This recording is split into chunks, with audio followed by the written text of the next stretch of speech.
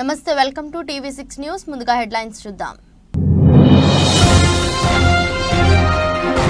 ముగిసిన ED custody నేడు Rouse Avenue కోర్టుకు కేజ్రీవాల్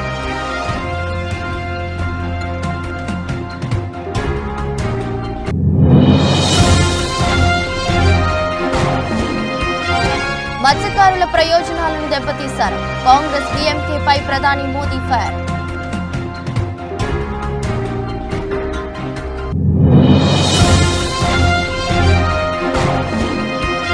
మేమంతా సిద్ధం ఎన్నికల క్షేత్రంలో దూసుకుపోతున్న సీఎం జగన్ సంజీవపురం టు చీకటి మునిపల్లి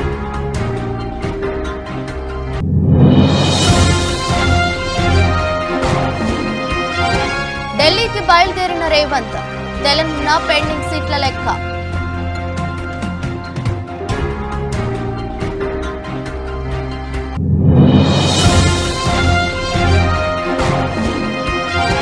బీజేపీకి ఓటమి భయం పట్టుకుంది అందుకే ఈడీ సిబిఐ సంస్థలను ఉపయోగిస్తుందన్న వైఎస్ షర్మిల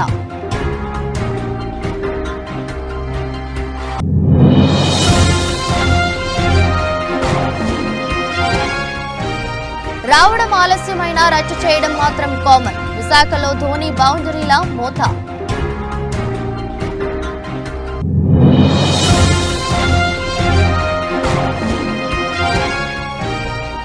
స్టేజ్ పై భార్య రమతో కలిసి Rajamouli dance video viral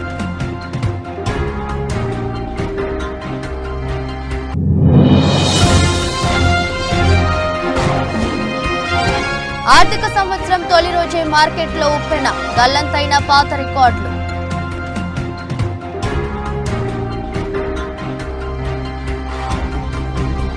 Delhi మద్యం పాలసీ కేసులో అరెస్ట్ అయిన ఢిల్లీ ముఖ్యమంత్రి అరవింద్ కేజ్రీవాల్ ఈడీ కస్టడీ నేటితో ముగియనుంది దీంతో ఈడీ అధికారులు ఆయనను రౌస్ అవెన్యూ కోర్టులో హాజరుపరచనున్నారు అయితే మరోసారి తమ కస్టడీకి ఇవ్వాలని కోరనున్నట్లు తెలుస్తుంది కాగా మార్చి 22న కేజ్రీవాల్ ను అధికారులు అరెస్ట్ చేసిన విషయం తెలిసిందే రౌస్ అవెన్యూ కోర్టు ఆయనకు వారం రోజుల పాటు ఈడీ కస్టడీకి అప్పగించింది ఆ గడువు మార్చి 28న ముగియడంతో కోర్టులో హాజరుపరచగా ఢిల్లీ సీఎంకు మరో 3 రోజులు కస్టడీ విధించింది నేటితో అది ముగుస్తుండటంతో ఆయన కస్టడీని కోర్టు మరోసారి పొడిగిస్తుందా లేక జ్యుడిషియల్ రిమాండ్ కు తరలిస్తుందా అనే అంశంపై ఆసక్తి నెలకొంది అయితే తనను అక్రమంగా అరెస్టు చేశారంటూ ఇప్పటికే ఢిల్లీ హైకోర్టును ఆశ్రయించిన కేజ్రీవాల్ పిటిషన్ మంగళవారం విచారణకు రానుంది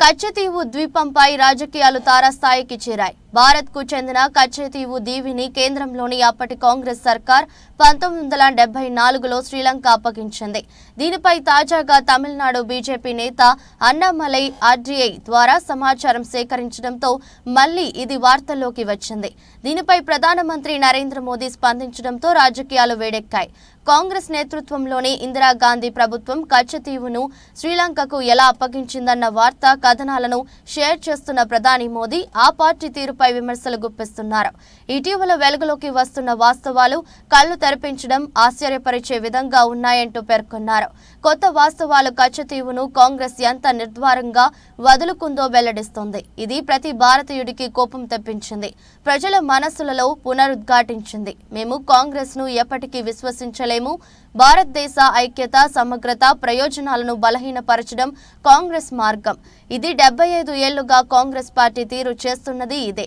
అంటూ సోషల్ మీడియా ప్లాట్ఫామ్ ఎక్స్ లో ప్రధాని మోదీ షేర్ చేశారు అంతేకాకుండా మరోసారి ట్వీట్ చేసి కాంగ్రెస్ డీఎంకే పార్టీలు కచ్చతీవును ఎలా వదిలేశావో చెబుతూ షేర్ చేశారు వాక్చాతుర్యాన్ని పక్కన పెడితే తమిళనాడు ప్రయోజనాలను కాపాడేందుకు డీఎంకే ఏమీ చేయలేదు కచ్చతీవుపై వెలువడుతున్న కొత్త వివరాలు డీఎంకే ద్వంద్వ ప్రమాణాలను పూర్తిగా బయటపెట్టాయి కాంగ్రెస్ డీఎంకే కుటుంబ పార్టీలు వారు తమ సొంత కుమారులు కుమార్తెలు బాగుపడాలని శ్రద్ధ వహిస్తారు వారు ఎవరిని పట్టించుకోరు కచ్చతీవుపై వారి నిర్లక్ష్య వైఖరి మన పేద మత్స్యకారుల ప్రయోజనాలను ముఖ్యంగా దెబ్బతీసింది అంటూ మోదీ షేర్ చేశారు साथियों इंडी गठबंधन वाले ना देश के जवानों का हित सोच सकते हैं ना ही देश के किसानों का हित सोच सकते हैं। न ही देश के मछुआरों का हित सोच सकते हैं। किसानों से नफरत करने वाले इंडी गठबंधन ने चौधरी चरण सिंह जी को भी उचित सम्मान नहीं दिया। जब चौधरी साहब को भारत रत्न पर संसद में चर्चा हो रही थी, तब इंडी गठबंधन ने पार्लियामेंट के अंदर जो किया वो पूरे देश ने देखा है। जब हमारे छोटे भाई जयंत चौधरी संसद में चौधरी चरण सिंह जी के भारत रत्न के सम्मान को लेकर के बोलने के लिए खड़े हुए तो उनकी आवाज को रोकने की कोशिश की गई। भाई जयंत चौधरी को अपमानित करने का प्रयास किया गया। कांग्रेस और सपा को देश के किसान, इस क्षेत्र के लोगों की घर घर जाकर के माफी मांगनी चाहिए। और यहां का एक नागरिक कभी भी कांग्रेस, सपा जैसे उनके साथियों को कभी भी माफ नहीं कर सकते। साथियों, चौधरी साहब ने अपना जीवन किसानों की समृद्धि के लिए समर्पित किया था। हमारी सरकार भी किसानों के कल्याण को सर्वोच्च प्राथमिकता देते हुए काम कर रही है। यहां तो इतनी बड़ी अनाज मंडी है, यहां की गुड़ की मंडी सारे देश में जानी जाती है। आप भूले नहीं होंगे कि कैसे आप गन्ना किसानों को परेशान किया गया। गन्ना ఆంధ్రప్రదేశ్ ఎన్నికలకు సమయం దగ్గర పడుతుండటంతో అన్ని పార్టీలు జోరుగా ప్రచారం చేస్తున్నాయి. ఈ క్రమంలోనే మేమంతా సిద్ధమంటూ వైసీపీ అధినేత ముఖ్యమంత్రి వైఎస్ జగన్మోహన్ రెడ్డి బస్సు యాత్రతో దూకుడు పెంచారు. మరోసారి అధికారమే లక్ష్యంగా వ్యూహాలు రచిస్తూ ఎన్నికల క్షేత్రంలో దూసుకుపోతున్నారు. ఇప్పటికే కర్నూలు జిల్లాలో బస్సు యాత్ర పూర్తి కాగా ప్రస్తుతం అనంతపురం జిల్లాలో కొనసాగిస్తున్నారు. ఆదివారం ఈస్టర్ సందర్భంగా స్వల్ప బ్రేక్ ఇచ్చారు. ఇవాళ సంజీవపురం క్యాంపు సైట్ నుంచి వైసీపీ మేమంతా సిద్ధం బస్సు యాత్రను సీఎం జగన్ కొనసాగించనున్నారు. ముఖ్యమంత్రి జగన్ బస్సు యాత్ర 5వ రోజు షెడ్యూల్ ప్రకారం బత్తలపల్లి, రామాపురం, కట్టకిందపల్లి, రాళ్ల అనంతపురం, ముదిగుబ్బ, ఎన్ఎస్పీ కొట్టల, మలకవేముల మీదుగా పట్నం చేరుకుంటారు. ఆ తర్వాత పట్నం నడింపల్లి, కాలసముద్రం, ఎర్రదొడ్డి మీదుగా కుటగుల చేరుకొని మధ్యాహ్న భోజన విరామం తీసుకుంటారు. భోజన విరామం తర్వాత బయలుదేరి కదిరిపట్నం చేరుకొని విపిఆర్ ఫంక్షన్ హాల్లో మైనార్టీలు ఏర్పాటు చేసిన ఇఫ్తార్ విందులో పాల్గొంటారు. ఆ తర్వాత మోటకపల్లె మీదుగా జోగన్నపేట, ఎస్ ములకలపల్లె మీదుగా చీకటి మణిపల్లెలో చేరుకుని రాత్రి అక్కడే బస చేస్తారు. మేమంతా సిద్ధం బస్సు యాత్రకు అభిమానం పోటెత్తుతుంది. పల్లె పల్లెలో సీఎం జగన్ కు మహిళలు, వృద్ధులు, యువతి యువకులు, ఉద్యోగ కార్మిక సంఘాల నాయకుల నుంచి సీఎం జగన్ బస్సు యాత్రకు విశేష స్పందన లభిస్తోంది. బహిరంగ సభలు ఈ రోజే చంద్రబాబు నాయుడు గారు సింగనమల నియోజకవర్గానికి వెళ్లి మాట్లాడుతూ వైఎస్ఆర్ కాంగ్రెస్ పార్టీ ఈ సింగనమల ఎమ్మెల్యే టికెట్ ఒక టిప్పర్ డ్రైవర్ కు, ఒక లారీ డ్రైవర్ కు ఇచ్చారు అని హేళన చేస్తూ చంద్రబాబు నాయుడు గారు తూలనాడాడు. తప్పే ఉందయ్యా చంద్రబాబు అని అడుగుతా ఉన్నా. ఆ సింగనమల ఎమ్మెల్యే వీరాంజనేయులు అనే ఆ పిల్లాడు టిప్పర్ డ్రైవరే, కానీ ఆ పిల్లాడు చదివింది చంద్రబాబు నాయుడు గారి కన్నా పెద్ద చదువులు. ఆ వీరాంజనేయులు ఆ ఎమ్మెల్యే అభ్యర్థి, సింగనమల ఎమ్మెల్యే అభ్యర్థి చదివింది ఎంఏ ఎకనామిక్స్ చదివి బిఈడి కూడా పూర్తి చేసిన ఈ వీరాంజనేయులు చంద్రబాబు నాయుడు హయాంలో ఉద్యోగాలు దొరక్క టిప్పర్ డ్రైవర్ అయ్యాడు. లారీ డ్రైవర్ అయి తన కుటుంబాన్ని పోషిస్తా ఉన్నాడు. తన కాళ్ళ మీద తాను నిలబడేందుకు చంద్రబాబు నాయుడు గారి హయాంలో ఎంఏ ఎకనామిక్స్ బిఈడి చదివిన టిప్పర్ డ్రైవరు, లారీ డ్రైవరు అయితే మీ బిడ్డ జగన్ అదే వీరాంజనేయుల్లో ఏకంగా ఎమ్మెల్యే టికెట్ ఇచ్చి సింగనమల ఎమ్మెల్యే అభ్యర్థిగా నిలబెట్టాడు.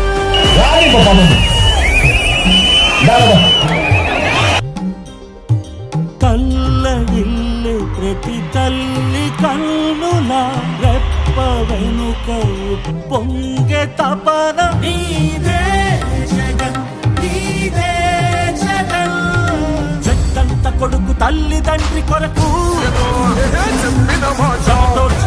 కష్టమంత నీదే నీకు మాకు మధ్యలో దొంగ బ్రోకర్లు లేని పథకాలు తెచ్చే తొలి ముఖ్యమంత్రి నువ్వే జగన్ నువ్వే జగన్ నువ్వే జగన్ నువ్వే జగన్. మన దేశంలో భారత రాజ్యాంగం నడవడం లేదని, బీజేపీ రాజ్యాంగం నడుస్తుందని ఏపీ కాంగ్రెస్ అధ్యక్షురాలు వైఎస్ షర్మిల విమర్శించారు. కాంగ్రెస్ పార్టీ అంటే బీజేపీకి ఎందుకంత భయం? బీజేపీకి ఓటమి భయం పట్టుకుంది. అందుకే ఈడీ, సిబిఐ వంటి సంస్థలను విపక్షాలపై ఉపయోగించి ఇబ్బందులకు గురి చేయాలని చూస్తుందని షర్మిల మండిపడ్డారు. కాంగ్రెస్ పార్టీ బలపడుతుంకూడదని, కాంగ్రెస్ పార్టీ వద్ద ఒక్క రూపాయి కూడా ఉండకూడదన్నదే బీజేపీ సర్కారు కుట్ర అని ఆరోపించారు. అందుకు నిరసనగా విజయవాడ ఐటీ ఆఫీసు వద్ద ధర్నా తెలిపడమే పోలీసులు అడ్డుకోవడం సిగ్గుచేటని షర్మిల ధ్వజమెత్తారు. రాష్ట్రానికి ఒక్క మేలు చేయకపోయినా ఆదాని అంబానీల అనుచరులను పదవులు ఎందుకు కట్టబెడుతున్నారో సీఎం జగన్ సమాధానం చెప్పాలని నిలదీశారు. చంద్రబాబు చెబితే బీజేపీ పొత్తు పెట్టుకుంది, భయంతోనే అని పేర్కొన్నారు.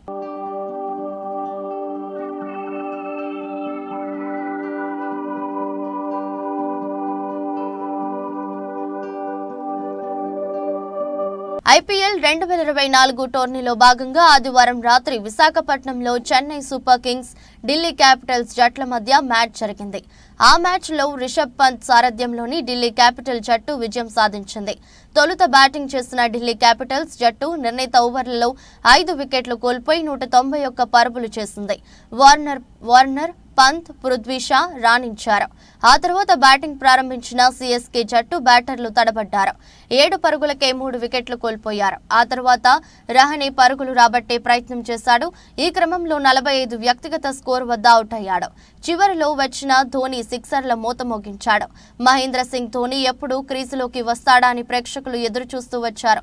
సిఎస్కే జట్టు బ్యాటర్లు ఒక్కొక్కరుగా అవుట్ అవుతున్న క్రమంలో ధోని అంటూ స్టేడియం దద్దరిల్లిపోయింది. 8వ స్థానంలో ధోని బ్యాటింగ్ కు వచ్చాడు. ధోని క్రీజులోకి వచ్చే సమయానికి మ్యాచ్ పూర్తిగా ఢిల్లీ క్యాపిటల్స్ చేతుల్లోకి వెళ్లిపోయింది.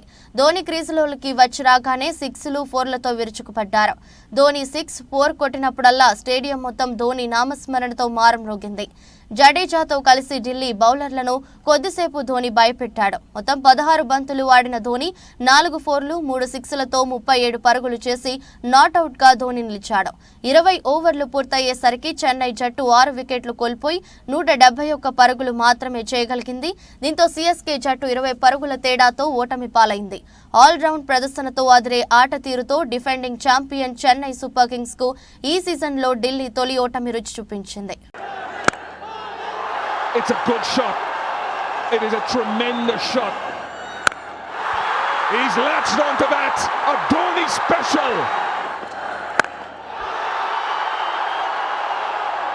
తెలంగాణలోని రెండవ అతిపెద్ద మల్లన్న జాతరగా పిలువబడే పెద్దాపూర్ మల్లన్న ఆలయానికి భక్తులు పెద్ద సంఖ్యలో తరలివచ్చారు. స్వామివారి జాతర ఘనంగా జరిగింది. జగిత్యాల జిల్లా మెట్పల్లి మండలం పెద్దాపూర్ గ్రామంలో మల్లన్న స్వామి బోనాల జాతర కన్నుల పండుగగా సాగింది.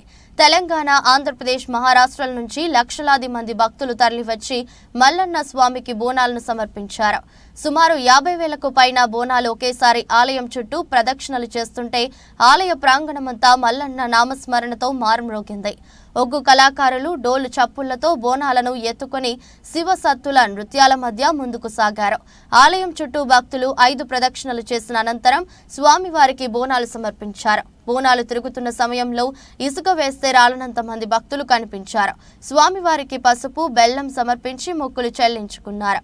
అనంతరం నిజామాబాద్ కాంగ్రెస్ ఎంపీ అభ్యర్థి ఎమ్మెల్సీ తాటిపర్తి జీవన్ రెడ్డి, ప్రభుత్వ విప్ ఆది శ్రీనివాస్, కోరుట్ల కాంగ్రెస్ నియోజకవర్గ ఇన్ఛార్జి జువ్వాడి నరసింగారావు స్వామివారిని దర్శించుకుని ప్రత్యేక పూజలు చేశారు.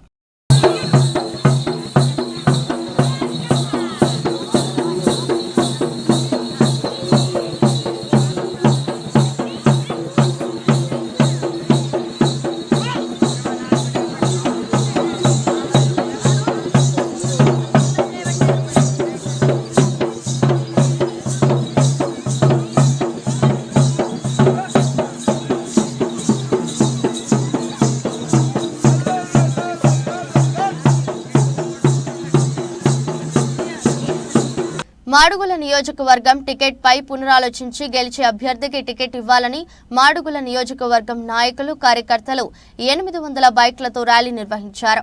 మాడుగుల నియోజకవర్గంలో ర్యాలీల పరంపర కొనసాగుతోంది. ఈ రోజు 800 బైక్లతో మాడుగుల మండలం మోదకొండమ్మ తల్లి గుడి నుంచి చీడికాడ మండలం మీదుగా దేవరాపల్లి మండలం దేవరాపల్లి టౌన్ నుంచి ఆనందపురం మీదుగా కోటపాడు మండలం కోటపాడు గ్రామం వరకు భారీ ఎత్తున బైక్ ర్యాలీ నాయకులు కార్యకర్తలు ఆధ్వర్యంలో నిర్వహించారు.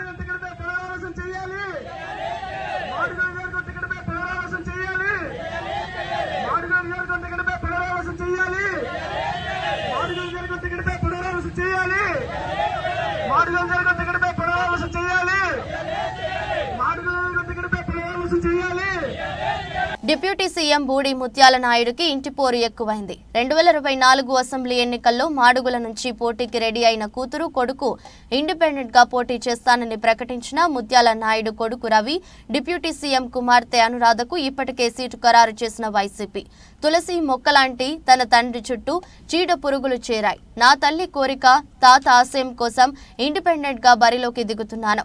జడ్పీటీసీ ఎన్నికల్లో నామినేషన్ వేస్తే వైసీపీ పెద్దలు విత్డ్రా చేయించారు. ఈసారి మాడుగులలో స్వతంత్ర అభ్యర్థిగా పోటీ చేయడం ఖాయం. గంజాయి బ్యాచ్, ఉద్యోగాల పేరుతో డబ్బులు వసూలు చేసే వారిని బూడి ముత్యాల నాయుడు ప్రోత్సహిస్తున్నారని కొడుకు రవి ఆరోపించారు. అందరికీ నమస్కారం. మాడుగుల నియోజక ప్రజలకు ఒక జరగబోతున్న రాష్ట్ర ఎమ్మెల్యే ఎలక్షన్లో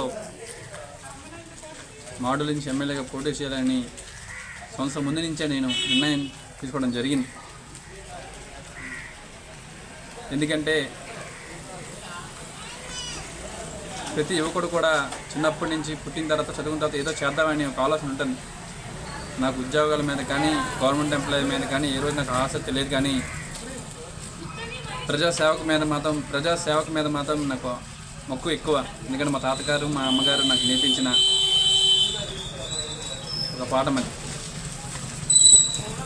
బూడి మనవడగా నా తల్లి సఖీలు బూడవనమ్మ కొడుకుగా ప్రజాసేవకు చేసే ఒక దారి ఆ ద్వారా నాకు కలవడం జరిగింది. ముఖ్యంగా నేను పోటీ చేయడం కారణం ఎందుకంటే గడిచిన 5 సంవత్సరాల్లో మన మాడుగుల్లో గంజాయి రవాణా చాలా ఎక్కువగా చేయడం జరిగింది.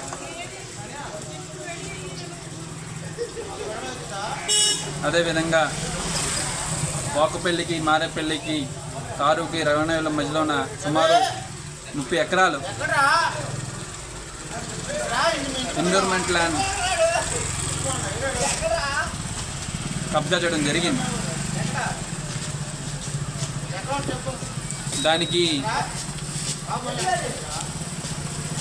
గవర్నమెంట్ ఎంపీ ఆ రోజు ఎంఆర్ఓగా పనిచేసిన జారబుల్ ఎంఆర్ఓ పనిచేసిన వారి అస్త్రం కూడా ఉంది. ఎందుకు చెప్తున్నానంటే బతుకుతెర గురించి ఎవరైనా టీ కొట్టుకున్నామంటే లేపేస్తారు. నిన్ను ఎవరికి పెట్టుకోమన్నారంటే కళ్ళు మూసిపోయి ఉద్యోగాలు చేస్తున్నారు గత 5 సంవత్సరాల నుంచి కూడా.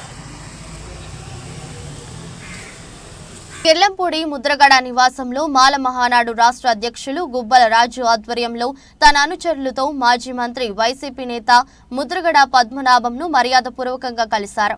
రానున్న ఎన్నికల్లో వైసీపీ విజయానికి ముద్రగడ ఏం చెబితే అదే చేస్తామని, ఆయన వెంట మేము ఉంటామని గుబ్బల రాజు అన్నారు. వచ్చిన దళిత నాయకులను ముద్రగడ తనయుడు గిరిబాబు సాదరంగా ఆహ్వానించారు. ఈ కార్యక్రమంలో దారా వెంకట్రావు, ఎం చిన్నారావు, పి నాగేశ్వరరావు, ఎం కృపానందం తదితరులు పాల్గొన్నారు. ఈరోజు ముద్రగడ పద్మనాభం గారు వారు వైఎస్ఆర్ పార్టీలో చేరినందుకు వారికి శుభాకాంక్షలు తెలియజేయడం కోసం ఈరోజు కిర్లంపూడి వారి స్వగ్రామంలో కలవడం జరిగింది. చాలా సంతోషమండి. ఈరోజు జరగబోయే శాసనసభ ఎన్నికల్లో రాష్ట్రం అంతా ముద్రగడ్డ పద్మనాభం గారి వైపు చూసేలాగా వారు ఈరోజు ఒక కీలకమైన స్థానంలో నిలబడి ఉన్నారు. అందరికీ ఆయన ఒకటే సందేశాన్ని ఇస్తున్నారు. మీరందరూ దయచేసి పార్టీని గెలిపించండి. పిఠాపురంలో పవన్ కళ్యాణ్ గారిని ఓడించండి. మంగా గీత గారిని గెలిపించండి. రాష్ట్రంలో దర్శక ధీరుడు ఎస్ఎస్ రాజమౌళి గురించి ప్రత్యేకంగా చెప్పనక్కర్లేదు. తెలుగు సినిమాను పాన్ ఇండియా లెవెల్ కు తీసుకెళ్లిన ఘనత ఆయనకే దక్కుతుంది. అయితే జక్కన్నలో మరో టాలెంట్ ఉందని ఇప్పుడే తెలిసింది. ఇటీవలే జరిగిన ఓ ఫ్యామిలీ ఫంక్షన్ లో స్టెప్పులేసి అందరినీ ఆశ్చర్యపరిచారు. అది కూడా తన భార్య రమ రాజమౌళితో కలిసి స్టేజ్ పై సందడి చేశారు. ప్రేమికుడు సినిమాలోని ఏఆర్ రెహమాన్ కంపోజ్ చేసిన అందమైన ప్రేమరాణి అంటూ సాగే హిట్ పాటకు అదిరేలా స్టెప్పులేసి అందరినీ ఆకట్టుకున్నారు. ప్రస్తుతం ఈ వీడియో నెట్టింట తెగ వైరల్ అవుతుంది. ఈ డాన్స్ వీడియో సినీ ప్రేక్షకులను బాగా ఆకట్టుకుంటుంది. జక్కన్న డాన్స్ వీడియో చూసిన నెటిజన్లు, సినీ ప్రియులు మీలో ఈ టాలెంట్ కూడా ఉందా అంటూ ఆశ్చర్యపోతున్నారు. ఇండస్ట్రీలో ఓటమి ఎరుగని దర్శకుడిగా గుర్తింపు తెచ్చుకున్న రాజమౌళి బాహుబలి, త్రిబుల్ లాంటి హిట్ సినిమాలు తర్వాత SSMB 29తో బిజీగా మారారు. టాలీవుడ్ సూపర్ స్టార్ మహేష్ బాబు హీరోగా తెరకెక్కనున్న ఈ సినిమా ప్రస్తుతం ప్రీ ప్రొడక్షన్ పనులను పూర్తి చేసుకుంటుంది. రాజమౌళి ప్రతి సినిమాకు తన భార్య రమానే కాస్ట్యూమ్ డిజైనర్ అన్న విషయం తెలిసిందే. అత్తాపూర్ పోలీస్ స్టేషన్ పరిధిలోని కాటన్ గోదాంలో ఒక్కసారిగా చెలరేగిన మంటలు. విద్యుత్ షార్ట్ సర్క్యూట్ తో భారీగా ఎగిసిపడ్డ మంటలు స్థానికులు చూసి వెంటనే పోలీసులకు సమాచారం అందజేశారు. ఫైర్ సిబ్బందిని తీసుకుని సంఘటనా స్థలానికి చేరుకున్న పోలీసులు దట్టమైన పొగతో ఉక్కిరిబిక్కిరి అవుతున్న స్థానికులు భారీగా ఎగిసిపడుతున్న మంటలను 2 ఫైర్ ఇంజన్ల సాయంతో మంటల్ని అదుపులోకి తీసుకువచ్చే ప్రయత్నం చేస్తున్నారు.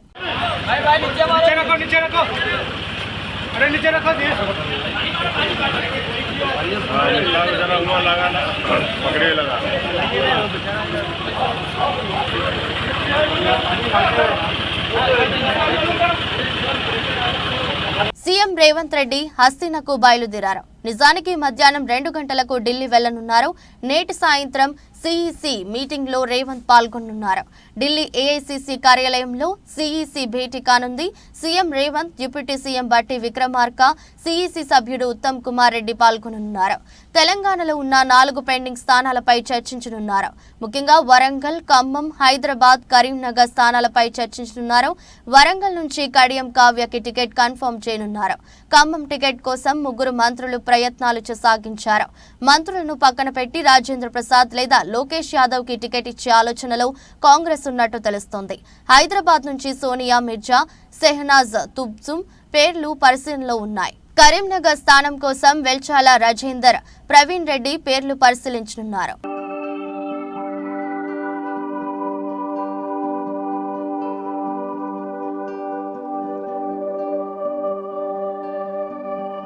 మూడు రోజుల వరుస సెలవుల తర్వాత కొత్త ఆర్థిక సంవత్సరం తొలి రోజున భారతీయ స్టాక్ మార్కెట్ పటిష్టంగా ప్రారంభమైంది. ఈ రోజు సోమవారం 1 ఏప్రిల్ 2024 బలాన్ని ప్రదర్శించిన సెన్సెక్స్ ట్రేడ్ ప్రారంభమైన వెంటనే 74,000 మార్కు పైకి చేరింది. బీఎస్ఈ సెన్సెక్స్ ఈ రోజు ప్రారంభ సెషన్లో దాదాపు 600 పాయింట్లు లాభపడి 74,254.62 వద్ద కొత్త గరిష్ట స్థాయిని తాకింది. ఎన్ఎస్సి నిఫ్టీ కూడా 200 పాయింట్ల జంపుతో 22,529.95 దగ్గర ఆల్ టైమ్ హైని టచ్ చేసింది. గత సెషన్లో 73,651 దగ్గర క్లోజ్ అయిన బీఎస్ఈ సెన్సెక్స్ ఈరోజు 317.27 పాయింట్లు లేదా 0.43% పెరుగుదలతో 73,968.62 దగ్గర ఓపెన్ అయింది. గురువారం 22,327 దగ్గర ఆగిన ఎన్ఎస్సి నిఫ్టీ ఈరోజు 128.10 పాయింట్లు లేదా 0.57% లాభపడటంతో 22,455.00 స్థాయి వద్ద ప్రారంభమైంది. విస్తృత మార్కెట్లు స్మార్ట్ గా రియాక్ట్ అయ్యాయి. BSc mid cap index 1.2%, small cap index 1.6% పెరిగాయి.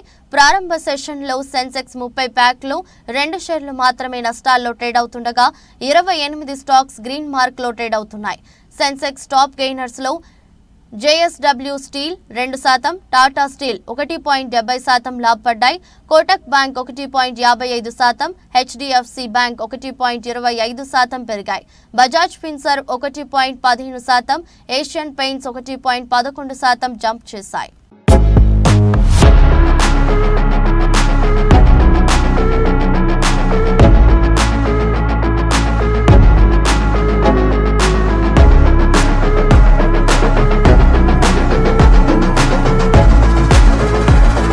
వార్తలు ముగించే ముందు మరోసారి హెడ్లైన్స్. ముగిసిన ఈడీ కస్టడీ, నేడు రౌస్ అవెన్యూ కోర్టుకు కేజ్రీవాల్.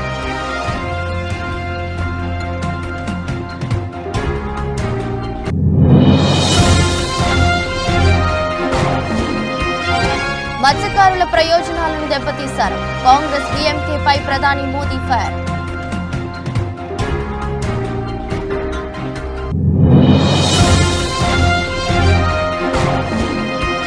మేమంతా సిద్ధం, ఎన్నికల క్షేత్రంలో దూసుకుపోతున్న సీఎం జగన్. సంజీవపురం టు చీకటి మునిపల్లి.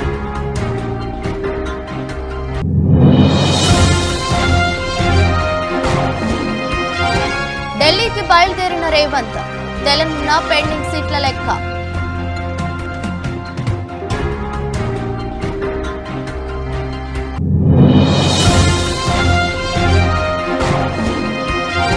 బీజేపీకి ఓటమి భయం పట్టుకుంది, అందుకే ఈడీ సిబిఐ సంస్థలను ఉపయోగిస్తుందన్న వైఎస్ షర్మిల.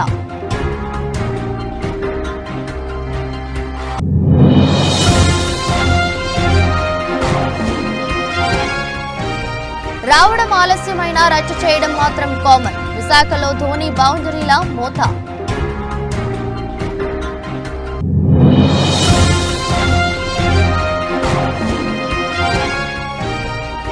స్టేజ్ పై భార్య రమతో కలిసి Rajamouli dance, video viral.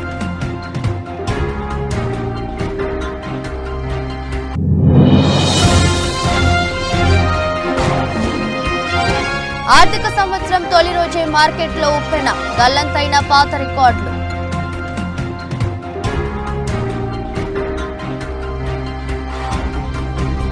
ఇదృష్టి bulletin మరో బులెటిన్లో మళ్ళీ కలుద్దాం. అంతవరకు సెలవు, నమస్కారం.